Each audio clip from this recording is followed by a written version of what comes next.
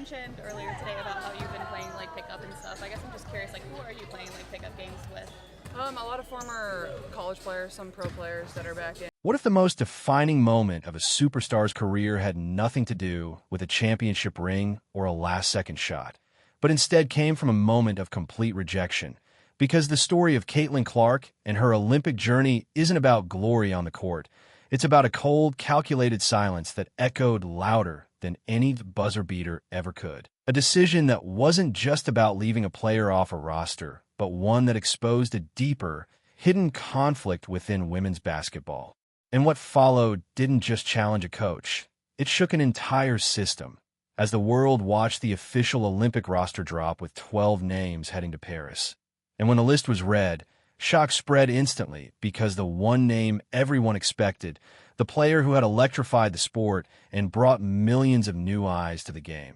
was missing. Caitlin Clark had been officially snubbed. A decision made by a quiet selection committee operating behind the scenes, yet delivering a verdict that roared across the sports world, with Cheryl Reeve standing at the forefront of the fallout, quickly becoming the face of a choice that left fans not just disappointed but stunned, questioning how the most exciting player in the game could be deemed unfit for Team USA,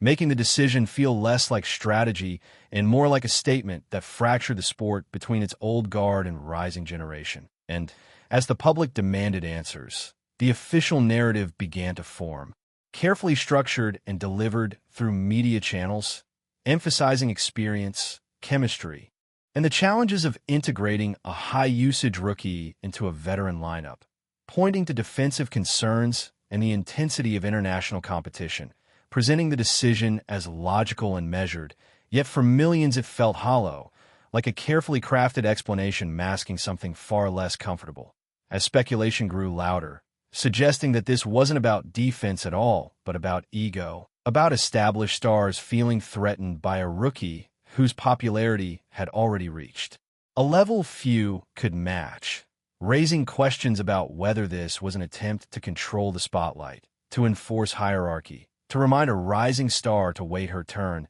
turning what should have been a basketball decision into something that felt deeply personal, a reflection of insecurity and resistance to change. And as criticism intensified, Cheryl Reeve found herself under relentless scrutiny, trying to defend the decision in interviews by praising Clark while justifying her absence, speaking about development, pressure, and team balance. Yet her words were often perceived as dismissive, as if minimizing the very impact Clark had brought to the sport, especially when narratives emerged suggesting concerns about her massive fan base overshadowing the team, painting a picture of an organization more worried about attention than opportunity, reinforcing the belief that this wasn't about building the best team, but about protecting established roles. And with every explanation, the gap between the official story and public perception only widened, turning Clark into a central figure without her saying a single word,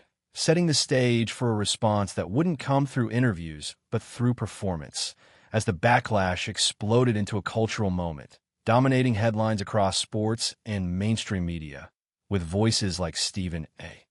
Smith calling the decision one of the most misguided in sports, arguing it prioritized feelings over results. While the numbers told an undeniable story, Clark's games were breaking viewership, records drawing audiences that rivaled major leagues, transforming her into not just a player, but an economic force driving ticket sales, merchandise, and attention at an unprecedented level, making the idea that she wasn't ready feel disconnected from reality, as fans flooded social media with outrage, turning the narrative into a full-scale controversy that overshadowed the team itself, placing players who made the roster in an impossible position where their achievements were questioned, simply because of who wasn't there, creating a situation where Team USA's journey became secondary to the absence of one name. And while the world debated, Caitlin Clark responded in the only way she needed to, by stepping onto the court and delivering performances that spoke louder than any statement ever could, turning frustration into fuel and playing with a level of focus that redefined expectations, dropping high-scoring games with efficiency, breaking records, creating plays with precision, and elevating her team, the Indiana Fever, into a new level of competitiveness, while also dismantling criticisms about her game by contributing defensively with intensity and effort, proving that the narrative built around her limitations couldn't withstand the reality of her performance. And in doing so, she shifted the entire conversation, because the idea of saving Team USA took on a completely different meaning. She didn't save them with a game-winning shot in Paris. She did it by not being there at all. Her absence exposing the cracks within the system, revealing the politics, the hierarchy, and the resistance to change that had been hidden beneath the surface, turning her into a symbol of talent constrained by outdated structures, a storyline far more powerful than simply being part of a winning roster, as her exclusion generated more attention, debate, and engagement than her inclusion ever could have, transforming her into a constant presence in every Team USA game despite her physical absence, as every missed shot, every close contest, every struggle raised the same question. What if she was there, making her the unseen force shaping the narrative from afar, proving that influence isn't always about participation, but about impact, and the consequences of that decision extended far beyond the court, affecting broadcast expectations, marketing strategies, and the credibility of the selection process itself, as networks anticipated massive viewership driven by her presence only to face uncertainty without it. While the committee faced growing criticism as out of touch and disconnected from the modern reality of the sport,